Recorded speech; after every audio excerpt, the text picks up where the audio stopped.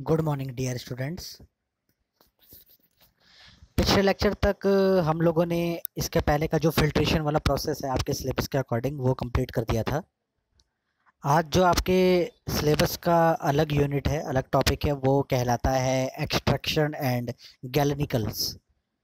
तो एक्सट्रैक्शंस के बारे में मैं आपको नॉर्मल सी बातें बता देता हूँ कि एक्सट्रैक्शन का मतलब होता है कि जब आप किसी प्लांट या एनिमल टिश्यू से मेन कंपोनेंट निकाल के बाहर कर दें और बाकी जो रेजिडुअल है, जो बचा कुचा सामान है, जो जिस चीज़ की हमको ज़रूरत नहीं होती, तो उसको हम बाहर सेपरेट कर दें।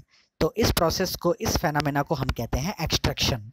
यानी अगर नॉर्मल सी भाषा में बोलूं तो एक्सट्रैक्शन का मतलब होता है किसी प्लांट से या किसी एनिमल टिश्यू से, किसी भी चीज़ से आप जो मेन एपीआई है, एक्टिव फार्मास्यूटिकल, या जो ऐसा कोई भी कंपोनेंट जो आपके हेल्थ सिस्टम से रिलेटेड है या दवाई बनाने में ज़रूरतमंद होता है, उसको आप सेपरेट आउट करते हैं। और इसमें आप अलग अलग तरीके के सॉल्वेंट्स का यूज़ करते हैं। कोई भी ऑर्गेनिक सॉल्वेंट को यूज़ करके, चाहे वो कोई एसिडिक हो, कोई बेसिक हो, उसको उसका केमिकल रिएक्शंस करा के आप टिश्यू के साथ, प्लांट के अलग अलग पार्ट के साथ जो मेन कंपोनेंट है, जब उसको आप अलग कर देते हैं और कुछ सामान ऐसा रह जाता है बाद में जो लास्ट तक डिज़ोल्व नहीं होता, वो किसी काम का नहीं होता, उसको अलग सेपरेट आउट कर देते हैं। तो इस फेनामेना को हम कहते हैं एक्सट्रैक्शन। ठीक है ना। तो एक्सट्रैक्शन को देखिए, इंट्रोडक्शन के फॉर्म में मैं बता रहा हूँ आपको कि एक्सट्रैक्शन की एक्यूरेट डेफिनेशन क्या है। Extraction defined as the treatment of plant और animal tissues with solvent whereby the medically active constituents or API are dissolved and most of the inert matter remain undissolved। तो जैसा कि मैंने आपको बताया कि जो इनर्ट मटेरियल है, जो इनर मटेरियल है या मैटर है जो डिज़ोल्व नहीं हो पाता, उस वो अलग हो जाता है। और इसमें आप एनिमल या टिश्यूज़ को किसी भी सॉल्वेंट के साथ जो उसके साथ कॉम्पेटेबल होती है, उसके साथ उसका रिएक्शन कराते हैं, ट्रीटमेंट कराते हैं, और उससे आपको क्या मिल जाता है? मेडिकली एक्टिव कंस्टिट्यूएंट्स या एपीआई। अब नेक्स्ट लाइन देखिए, गैलन। क्योंकि ये देखिए आपका एक्सट्रैक्शन और गैलेनेशन, गैलेनिकल्स की बात है, तो गैलन क्या होता है, गैलन के बारे में बात करते हैं। गैलन एक ग्रीक फार्मासिस्ट था गैलन, ऑफ रोम। एक रोम, जो इटली की राजधानी है रोम, वहाँ का एक फार्मासिस्ट था उस समय पे। ठीक है ना। तो वहाँ गैलन नाम था उसका। Who described various methods of extracting the crude drug for the first time, and hence the branch dealing with the extraction of plant and animal drugs is known as gynecological pharmacy and the products are galenicals।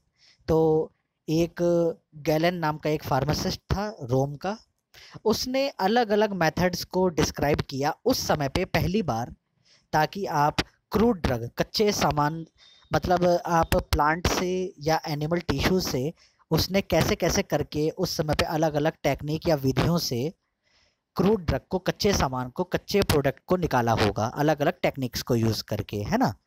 और उसकी जो वही branch थी उस समय पे, जो उसने टेक्निक्स को यूज़ किया क्रूड ड्रग निकालने के लिए प्लांट और एनिमल ओरिजिन से, उसने उस ब्रांच को कहा गैलेनिकल फार्मेसी।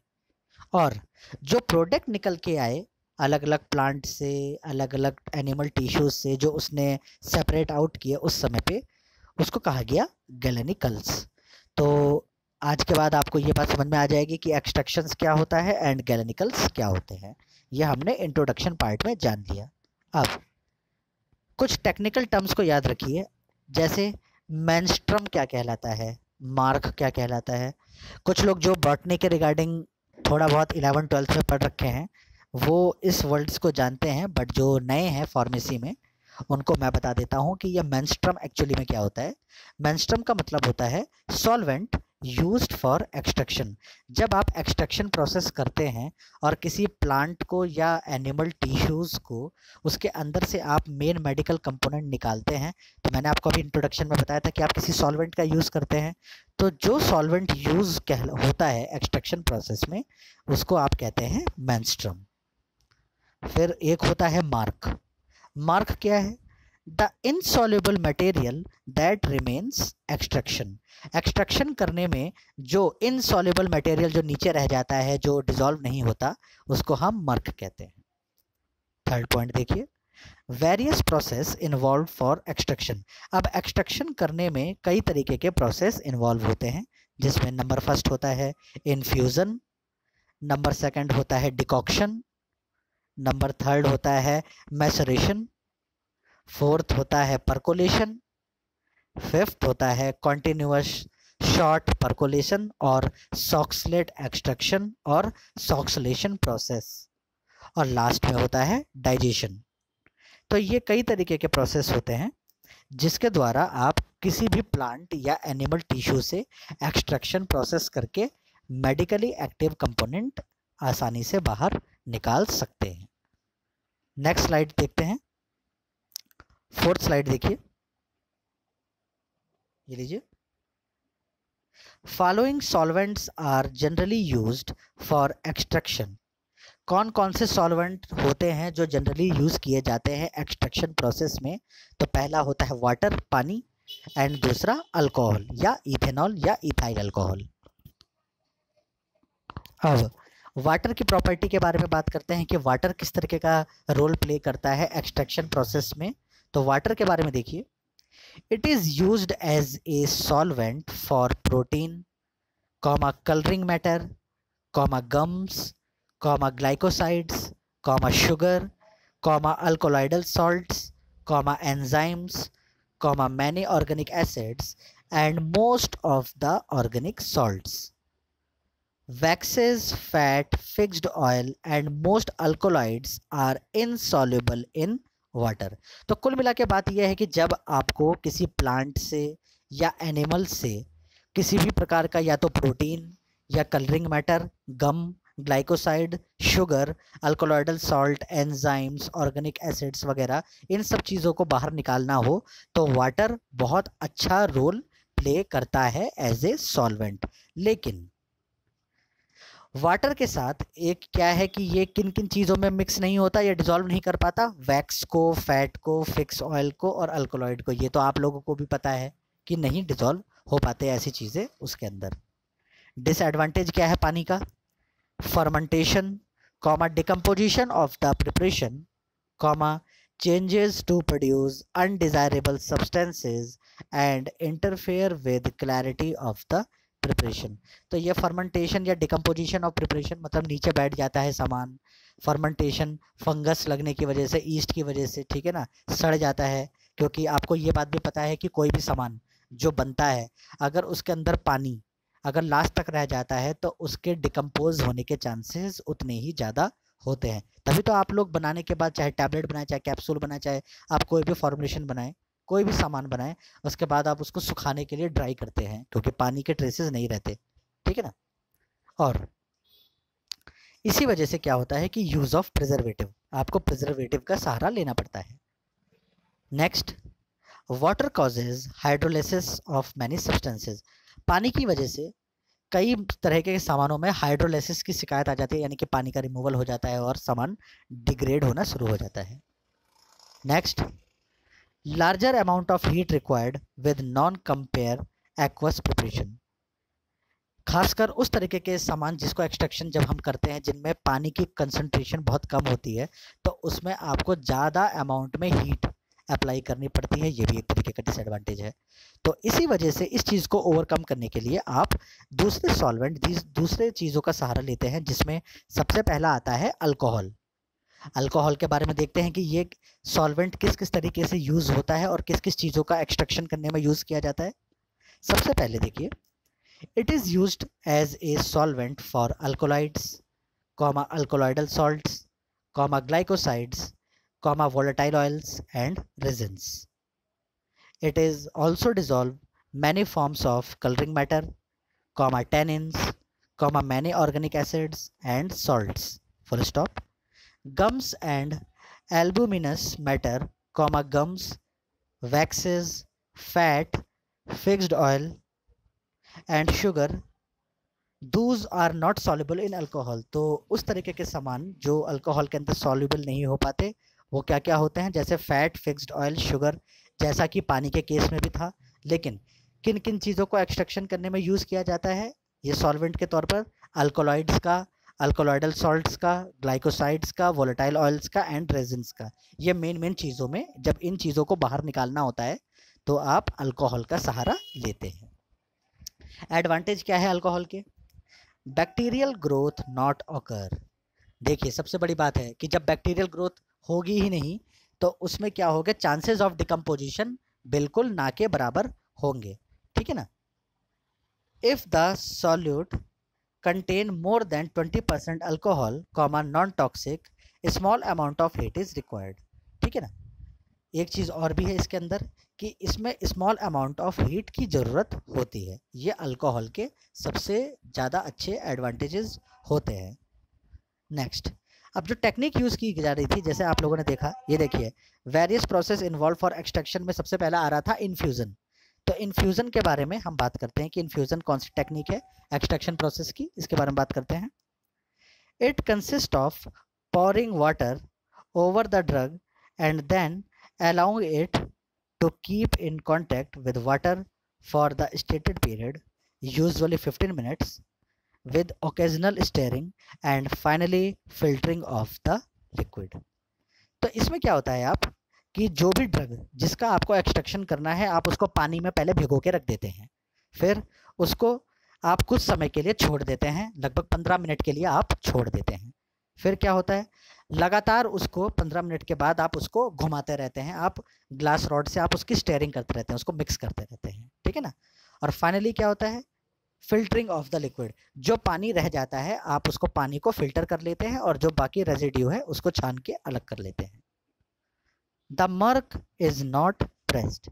जो रेजिड्यू रह जाता है, जो डिजॉल्व नहीं होता, उसको आप दबाते नहीं है, उससे आप उसको निचोड़ के आप पानी ना निकालें उसका, ठीक है ना, ऐसे ही रहने दीजिए उसको। Next, the boiling water is commonly used as a solvent since it has greater solvent action than cold water. इस पूरे के पूरे इन्फ्यूज़न प्रोसेस में आप गर्म पानी का यूज़ करते हैं, ना कि ठंडे पानी का, क्योंकि गर्म पानी का जो सॉल्वेंट टेंडेंसी है, जो घुलने की क्षमता है, वो ठंडे पानी की कंपैरिजन में ज़्यादा अच्छी होती है। For the preparation of infusion, the coffee pots और टी पॉट्स और special infusion pots are used. ये जो पूरा का पूरा इन्फ्यूज़न प्रोसेस होता है, इसमें आप कॉफ़ी पॉट, कॉफ़ी रखने का पॉट जो होता है, टी पॉट, चाय का जो पॉट होता है, या अलग अलग तरीके के इन्फ्यूज़न पॉट्स बने होते हैं, उनका सहारा लेते हैं। In that the firstly drug is placed on bottom of the pot. आप पॉट लीजिए, पॉट के सबसे नीचे का जो सबसे लास्ट का एरिया होता है उसमें आप ड्रग को रख देते हैं। Next point, then add hot water and stirred 3 और 4 times during the period of infusion. इसके बाद आप इसमें गर्म पानी ऊपर से गर्म पानी डालते हैं, 3 से 4 बार लगातार मिलाते रहते हैं और कुछ समय के लिए छोड़ देते हैं। Next, infusion also prepared in muslin cloth. ये जो इन्फ्यूज़न प्रोसेस है, इसको यूज़ करते समय आप मसलिन क्लॉथ, एक मखमल टाइप का कपड़ा होता है, छन्नीदार कपड़ा होता है, उसका सहारा करते हैं, लेते हैं। In that drug is placed in muslin cloth and enclosed and then suspended it just below the level of water in a beaker. Last line, for that process stirring is not required. तो कुल मिला के बात यह है कि जो छन्नीदार कपड़ा होता है, जो मसलिन क्लॉथ होता है, उसी में आप ड्रग को अपनी इनकॉर्पोरेट रख देते हैं, पानी से थोड़ा सा ऊपर का लेवल होता है, ठीक है ना। और इसमें फिर बाद में किसी भी प्रकार के मिक्स करने की, घुमाने की ज़रूरत नहीं होती ग्लास रॉड से। तो ये था इन्फ्यूज़न प्रोसेस। अब 2 तरीके के इन्फ्यूज़न प्रोसेस होते हैं, हालांकि आपके कोर्स में इतना ज़्यादा नहीं है तो मैं इस स्लाइड से आगे बढ़ जाऊंगा, केवल इंट्रोडक्शन पार्ट भरा पड़ा है। ये जो एक्चुअली में जो स्लाइड्स हैं, ये पीजी लेवल की स्लाइड्स हैं, मेरे पास अवेलेबल थी तो मैंने आपको इसको एडिटिंग करके बताने की कोशिश की है। सो बस केवल इतना जान लीजिए कि कौन से 2 तरीके के इन्फ्यूज़न होते हैं। सबसे पहला होता है फ्रेश इन्फ्यूज़न और दूसरा होता है कंसनट्रेटेड इन्फ्यूज़न, ठीक है ना। अब ये फ्रेश इन्फ्यूज़न और कंसनट्रेटेड इन्फ्यूज़न क्या है, इसके बारे में ज़्यादा हम डिटेल में नहीं जाएंगे क्योंकि आपके कोर्स में भी नहीं है ये, ठीक है ना। नेक्स्ट जो प्रोसेस होता है, जो आपके एक्सट्रैक्शन प्रोसेस में यूज़ होता है वो होता है डिकॉक्शन। अब डिकॉक्शन क्या होता है इसके बारे में बात कर लेते हैं। इन this process the drug is boiled with water for a stated period, usually 10 minute. इस डिकॉक्शन प्रोसेस में भी क्या होता है कि जो ड्रग जिस ड्रग से जिसका आपको एक्सट्रैक्शन करना है उसको आप गर्म पानी में बॉईल करते हैं और तकरीबन 10 मिनट तक बॉईल करते हैं। Second point, after boiling the liquid is strained and water is pass through the content of strainer to make the required volume. और बाद में क्या करते हैं आप उस पानी को, ठीक है ना, जिसके साथ आपने बॉईल किया था उसको आप प्रॉपरली उस ड्रग के साथ मिक्स कर देते हैं, एक बार उसको घुमा देते हैं ताकि एक नॉर्मल सा वॉल्यूम मेकअप हो जाए। थर्ड पॉइंट है, the process is mainly used for vegetable drugs of hard and woody nature having thermostable water soluble constituents. तो खासकर उस तरीके के वेजिटेबल ड्रग्स जो हर्बल ड्रग्स होते हैं या वेजिटेबल ड्रग्स होते हैं सब्जी वाला, या जिनका वुडी नेचर होता है, जैसे नीम, बबूल, आंवला, सॉरी, इस तरीके के जो पेड़ होते हैं उनकी टहनियाँ या इस तरह की चीज़ों से, उससे अगर आपको कोई चीज़ निकालनी हो, एक्सट्रैक्ट आउट करनी हो, तो आप ये डिकॉक्शन प्रोसेस यूज़ करते हैं, ठीक है ना। थर्ड जो एक्सट्रैक्शन प्रोसेस है आपका है वो है मैसरेशन। मैसरेशन क्या है इसके बारे में देख लीजिए। In this process solid ingredients are placed in stoppered container with the whole of the solvent and allowed to stand for a period of at least 3 days with frequent agitation until soluble material is dissolved। इसमें क्या होता है, जिस भी सामान को, जिस क्या कहते हैं, आपको ड्रग को आपको उसका एक्सट्रैक्शन करवाना हो, आप उसको 3 से 7 दिन के लिए वो एक पर्टिकुलर सॉल्वेंट में, चाहे वो पानी हो चाहे अल्कोहल हो, उसमें डिज़ोल्व करके रख देते हैं और बीच बीच में आप उसकी एजिटेशन, आप उसकी बीच बीच में उसकी मिक्सिंग करके उसको छोड़ देते हैं ताकि जितना भी डिज़ोल्व मैटर है वो उस पानी में, उस सॉल्वेंट में आसानी से डिज़ोल्व हो जाए। Next, the mixture is then strained through sieve और नेट। बाद में उस पूरे मिक्सचर को आप छान लेते हैं छन्नी से या नेट से, ठीक है ना। The marc pressed and the combined liquid clarified cleaned by filtration. और साथ में क्या करते हैं, जो रेजिड्यू रह जाता है, जो डिज़ोल्व नहीं होता, उसको भी आप एक बार प्रेस कर लेते हैं, दबा लेते हैं और उसके अंदर का जो लिक्विड होता है उसको छान लेते हैं और उसको फिल्टर कर लेते हैं। अब टाइप ऑफ मैसरेशन, ये कितने तरीके के मैसरेशन कौन कौन से होते हैं। सबसे पहला होता है सिंपल मैसरेशन और दूसरा होता है आपका डबल मैसरेशन। ये भी आपका केवल इंट्रोडक्शन पार्ट में ही जाना है, तो इसलिए मैं आपका केवल हल्का सा इंट्रोडक्शन बता दे रहा हूँ उसका कि क्या है। सिंपल मैसरेशन क्या होता है, सिंपल मैसरेशन में for organize and unorganize crude drug, ठीक है ना, जिसमें आप टेंशन निकालते हैं। और एक डबल मैसरेशन होता है जिसमें आप कंसनट्रेटेड इन्फ्यूजन ऑफ ऑरेंज, ये एक एग्जाम्पल दे रखा है। हालांकि आपके सिलेबस में अब टाइप ऑफ मैसरेशन नहीं है, तो इसलिए मैं ज़्यादा डीपली नहीं जा रहा हूँ।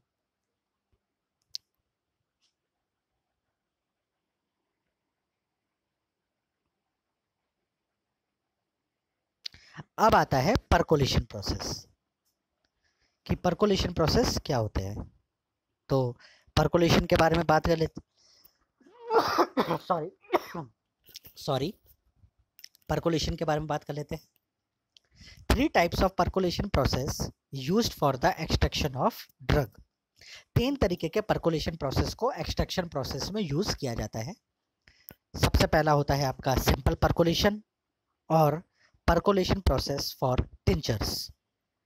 टिंचर एक्चुअली में क्या होता है कि वो लिक्विड ड्रॉप्स होती हैं जो आपके प्लांट या एनिमल ओरिजिन से मिलती हैं, और ये जो टिंचर होती हैं एक्चुअली ये अल्कोहलिक प्रिपरेशन होती हैं। एक एग्जांपल देता हूँ मैं आपको, ये जो होम्योपैथिक ड्रग्स होती हैं ना, ये जो होम्योपैथिक गोली होती हैं सफ़ेद सफ़ेद, तो जब आप इनको खाते हैं तो एक्चुअली में ये तो शुगर की गोलियां होती हैं, चीनी की गोलियां होती हैं, लेकिन आप इसको जब चूसते हैं तो आपको लगता होगा कि जैसे आप कुछ स्प्रिट टाइप का या कुछ अल्कोहल टाइप का आप यूज़ कर रहे हैं। तो ये क्या होती हैं, ये आयुर्वेद, ये जो हर्बल, ये सॉरी होम्योपैथिक गोलियां होती हैं, इस शुगर की गोलियों के अंदर उस पर्टिकुलर ड्रग का, ठीक है ना, जो ड्रग उस बीमारी में यूज़ किया जा रहा है उसकी छोटी छोटी बूंदों को आप क्या करते हैं, अल्कोहल के साथ डिजोल्व करके इस शुगर के अंदर, शुगर की गोलियों के अंदर डिजोल्व कर देते हैं, भिगो देते हैं, और इसी चीज को हम कहते हैं टिंचर। तो टिंचर का मतलब होता है these are the alcoholic preparation, ये अल्कोहलिक प्रिपरेशन होती हैं जिसके अंदर एपीआई की ड्रॉप्स, जो ड्रग है उसकी ड्रॉप और इथेनॉल मिक्स होता है, और आप ये शुगर की गोलियों में मिक्स कर देते हैं, सो आप यूज करते हैं इसको, ठीक है ना। या होम्योपैथिक लिक्विड भी आपने देख रखी होंगी कि ये क्या कहते हैं, जो होम्योपैथिक जो ड्रग होती है उसमें जो लिक्विड होती हैं तो वो टिंचर्स होते हैं। तो 3 तरीके के पर्कुलेशन प्रोसेस में सिंपल पर्कुलेशन और पर्कुलेशन प्रोसेस फॉर टिंचर है। इसके बाद दूसरा है आपका percolation process for concentrated preparations. इसके 2 भाग होते हैं, एक होता है रिवर्स पर्कुलेशन प्रोसेस और दूसरा नंबर बी होता है मॉडिफाइड पर्कुलेशन प्रोसेस। और जो तीसरा पर्कुलेशन प्रोसेस होता है उसको हम कहते हैं कॉन्टिन्यूअस हॉट पर्कुलेशन और सॉक्सुलेशन, ठीक है ना। अब ये जो आपको इंस्ट्रूमेंट दिखाई दे रहा है ये हमारी लैब में भी अवेलेबल है, फार्मास्यूटिक्स लैब में अवेलेबल है ये हमारे यहाँ पे, ठीक है। इसको हम कहते हैं परकोलेटर, इस इंस्ट्रूमेंट का नाम होता है परकोलेटर। तो इस परकोलेटर के ये जो ऊपरी भाग है, ये जो लिक्विड है इसके अंदर ये मेंस्ट्रम है, यानी कि क्या, वही लिक्विड जो डिसॉल्व स्टेट में है, ठीक है ना, जिसको आपको एक्सट्रैक्ट करना है उसको हम कहते हैं मेंस्ट्रम, वो है। बीच में आप देख पा रहे हैं ये लिखा है वास्ट सैंड, ये वास्ट सैंड मतलब ये सैंड है, ये सैंड का काम क्या कर रहा है, ये एक फिल्ट्रेशन प्रोसेस का काम कर रहा है, ठीक है ना। इसके नीचे फिल्टर पेपर लगा हुआ है, ठीक है, नीचे ड्रग है आपकी, ठीक है ना, नीचे आपकी ड्रग है, और लास्ट में आपका ग्लास वूल, तो ग्लास वूल है, ये भी एक फिल्ट्रेशन प्रोसेस का काम कर रहा है, ठीक है ना। तो कुल मिला के ये परकोलेटर एक इंस्ट्रूमेंट है और ये परकोलेशन प्रोसेस में यूज किया जाता है।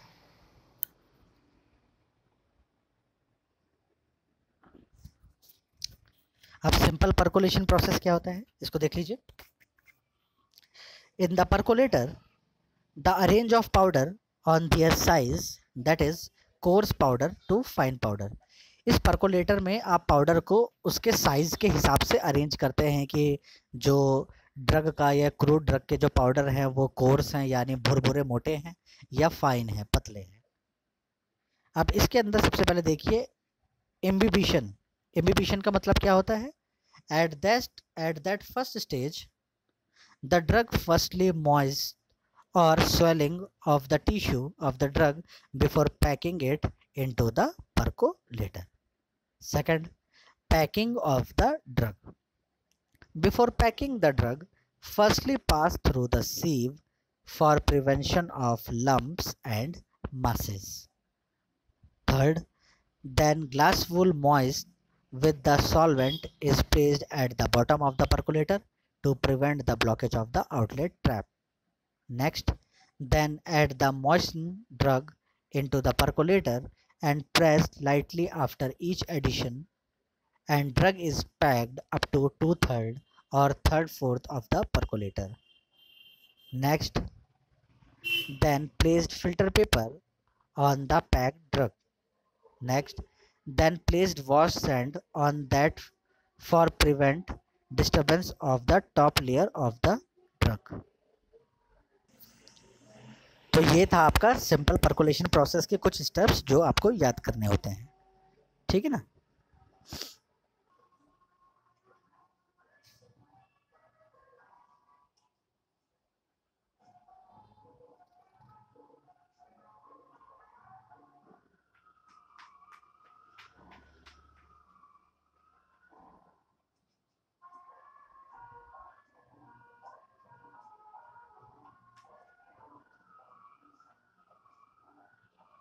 अब ये परकोलेशन में जो सॉक्सलेशन वाला प्रोसेस है इसको हम कहते हैं सॉक्सलेट एपरेटस। यही सबसे ज़्यादा आपका फार्माकोग्नोसी एक सब्जेक्ट आएगा आपके यहाँ पे, उसमें यूज़ किया जाता है। फार्माकोग्नोसी के अंदर क्या होता है कि यही एपरेटस जो होता है ये एक्सट्रैक्शन प्रोसेस में यूज़ किया जाता है। हम लोग खुद इसको यूज़ करते हैं ताकि हम किसी भी क्रूड ड्रग से, कच्चे ड्रग से हम क्या कहते हैं अपना जो मेन एपीआई है या मेडिसिनली एक्टिव कंपोनेंट है उसको आसानी से बाहर निकालते हैं। तो इसको परकोलेशन प्रोसेस में ये जो सॉक्सुलेशन है या सॉक्सुलेट एपरेटस है इसके बारे में आप देख लीजिए। ये हमारे यहाँ पे फार्माकोग्नोसी लैब में भी है, हम लोग इसके रिगार्डिंग आपको प्रैक्टिकल भी परफॉर्म कराएंगे, बट आप पहले देख लीजिए। इसके 2 एंड होते हैं, एक अगर आप ये देख पा रहे हैं सबसे पहले ये वाटर जहाँ लिखा हुआ है, तो यहाँ पे एक पाइपलाइन लगा के हम इसको टैप में लगा देते हैं, तो यहाँ से आपका पानी नीचे से गिरता है। और जो नीचे से ये जो आप इस साइड देख रहे हैं, ये इधर वाला जो जोन दिख रहे हैं, यहाँ पे भी एक दूसरा पाइप लगाया जाता है और ये भी टैप से कनेक्ट किया जाता है। जब टैप को रन किया जाता है तो इस नोज़ल से पानी इस पूरे के पूरे ग्लास वेसल में, ये कांच का बना हुआ पूरा ग्लास वेसल होता है, इसमें भरना शुरू हो जाता है। ठीक है ना। ये बीच का जो पार्ट आप देख रहे हैं, ये कंडेंसर होता है। कंडेंसर का मतलब होता है कि गर्म पानी को भाप में कन्वर्ट करके ठंडा करना और बूंद बूंद में बाहर निकालना। ठीक है ना। नीचे का जो पोर्शन है ये है टिम्बल, ठीक है ना, जहाँ पे फिक्स किया जाता है। और ये सबसे लास्ट का नीचे का जो पार्ट देख रहे हैं, ये इसको कहते हैं हम round bottom flask, RBF, round bottom flask. इस फ्लास्क के अंदर ही आपको जिस क्रूड ड्रग को आपका जिसके अंदर से आपको API निकालनी हो, उसको आप सॉल्वेंट में, इथेनॉल में मिक्स करके और कुछ समय के लिए छोड़ देते हैं। और जब वो स्वेल हो जाता है तो नीचे से आप हीट अप्लाई करते हैं, उससे आपका जो गैस का जो ये आपका क्या कहते हैं, ये कोई भी फ्लास्क जो होता है उसके नीचे आप क्या कहते हैं, अपना गैस बर्नर यूज़ करके आप उसको हीट करना शुरू करते हैं। तो कुल मिला के क्या कहते हैं, ये आपका एक सॉक्सलेट एपरेटस है। ऊपर वाला जो नोज़ल है, इसी से आपका पानी, गर्म पानी जो कंडेंस होके जा रहा है, जो नीचे से ऊपर जा रहा है, वो बाहर निकलता है। और ये जो ऊपर का नोज़ल है, सबसे ऊपर का नोज़ल, यहाँ से टिप टिप करके आपका पॉइंट टू ये ड्रॉप बाय ड्रॉप आपका मेन API आपका एक्सट्रैक्ट आउट हो जाता है। ठीक है ना। लास्ट में आपका क्या रह जाता है, ये यहाँ पे सबसे लास्ट में राउंड बॉटम फ्लास्क में जो एक मेडिसिनली एक्टिव कंपोनेंट जो आपको एक्सट्रैक्ट करना था वो रह जाता है। Okay, so this is the simple and best process of extraction, जिसको हम कहते हैं परकोलेशन और सॉक्सलेशन। तो अभी तक के आपके सिलेबस में यही 4-5 पॉइंट्स थे जो इस पूरे टॉपिक में आ रहे थे। और लास्ट का पॉइंट है आपका जो इस पूरे सिलेबस में आ रहा है, डाइजेशन। डाइजेशन ये अलग एक एक्सट्रैक्शन प्रोसेस है। इसके अंदर क्या होता है ये भी आप देख लीजिए। In digestion process the drug is extracted by heating at particular pressure. इसमें प्रेशर अप्लाई करके आप और हीटिंग करके आप ड्रग से मेन एक्टिव कंस्टिट्यूएंट्स को बाहर निकाल लेते हैं। Second point, this will increase the penetration power of the menstruum so that there is complete extraction of drug। ये बहुत अच्छा प्रोसेस है। प्रेशर और हीट एक साथ अप्लाई होता है, तो उसकी वजह से जो मेंस्ट्रम होता है, जो आपका क्रूड ड्रग होता है जिसमें सॉल्वेंट मिक्स होता है, उसके अंदर पेनिट्रेशन पावर ज़्यादा आ जाती है वेपर की, और टोटल 100% एक्सट्रैक्शन ड्रग का हो पाता है। Precaution should be taken so that the increase temperature may not harm the active constituents of the drug. इस बात का जरूर ख्याल रखना पड़ता है जब डाइजेशन प्रोसेस करें आप, कि ज़्यादा टेम्परेचर बढ़ने से आपके एक्टिव कंस्टिट्यूएंट्स को खतरा हो सकता है। क्या पता वो सारे के सारे जल जाएं या एक्सट्रैक्ट बाहर निकल जाएं। ठीक है ना। The apparatus known as digester, इसमें जो इस पूरे प्रोसेस में यूज़ किए जाने वाला जो अपरेटस होता है उसको हम कहते हैं digester, is used for the extraction of drug by this method. It is a vessel made up of metal. ये इसका जो ये एक तरीके की ऐसा वेसल होता है, ठीक है, ऐसा बर्तन टाइप का होता है जो मेटल से बना हुआ होता है। The whole of the drug along with the menstruum is placed in the body of the digester. जिस पूरे ड्रग को जिसका आपको एक्सट्रैक्शन करना है उसको आप एक मेंस्ट्रम के साथ यानी सॉल्वेंट के साथ मिक्स करके आप उसको इस पूरे वेसल के अंदर रख देते हैं। Next, place the cover over it and boil it with the help of nut. उसके बाद आप इसके ऊपर के जो एरिया है उसको कवर कर देते हैं और नट से टाइट करके बंद कर देते हैं। Next, the drug is treated with menstruum for a definite period. अब इसके बाद क्या होता है, जो ड्रग है और जो आपका मेंस्ट्रम है यानी कि जो सॉल्वेंट है वो एक दूसरे में आपस में मिक्स होते हैं कुछ निश्चित समय के लिए। Under specified condition the temperature and pressure, और टेम्परेचर और प्रेशर जो एक स्पेसिफाइड हमें रखना होता है, हम उसको रख के अपना ये पूरा एक्सट्रैक्शन प्रोसेस कंप्लीट कर लेते हैं। अब किस तरीके का एक्सट्रैक्शन प्रोसेस यूज़ किया जाए, ये किस बातों पे डिपेंड करता है, ये कुछ 4-5 बातों पे डिपेंड करता है कि आप कौन सा एक्सट्रैक्शन प्रोसेस अप्लाई कर सकते हैं अपने ड्रग में। सबसे पहला होता है कैरेक्टर ऑफ ड्रग, कि उस ड्रग का एक्चुअल फिजिकल कैरेक्टर या केमिकल कैरेक्टर है क्या, वो दिखता कैसा है, उसकी बनावट कैसी है, उस पर एक्सट्रैक्शन प्रोसेस डिपेंड होता है। Next, cost of the drug, कि ड्रग कितनी कॉस्टली है, कितनी सस्ती है, इस बात पे भी डिपेंड होता है। Third, stability of drug, stability ये बहुत इंपॉर्टेंट फैक्टर है, इस बात का ध्यान रखना पड़ता है कि कौन सा ड्रग कितना स्टेबल रहता है प्रोसेस में, तो उसके हिसाब से हम एक्सट्रैक्शन प्रोसेस का चयन करते हैं। नेक्स्ट, सॉल्वेंट, किस तरीके के एक्सट्रैक्शन प्रोसेस में किस तरीके का सॉल्वेंट यूज़ किया जाता है, इस बात का भी ख्याल रखा जाता है। और final, therapeutic value of the drug, जो निकल के आएगा ड्रग से जो हमारा मेन मेडिकल कंपाउंड निकल के आएगी, उसकी अपनी एक टोटल थेराप्यूटिक वैल्यू क्या होगी, इस बात के हिसाब से हम एक्सट्रैक्शन प्रोसेस का चयन करते हैं। तो ये था आप लोगों के यूनिट का जो क्या कहते हैं ओवरऑल जो बातें थी, जो मैंने आपको इसकी नोट्स ऑलरेडी सेंड कर रखी हैं, तो उसका लेक्चर रह गया था, तो लेक्चर मैं अभी आप लोगों को अटैच कर दे रहा हूँ। ये आप लोग इस नोट्स को और लेक्चर को आपस में मर्ज करके आप लोग अपनी तैयारियां शुरू कर दीजिए, आप लोगों को इससे और भी हेल्प मिलेगी। कोई भी कन्फ्यूज़न हुआ करे आप लोग गूगल क्लासरूम पे जाके कमेंट सेक्शन में मुझे बता सकते हैं। नेक्स्ट लेक्चर में हम नेक्स्ट यूनिट और नेक्स्ट टॉपिक के बारे में बात करेंगे। Thank you.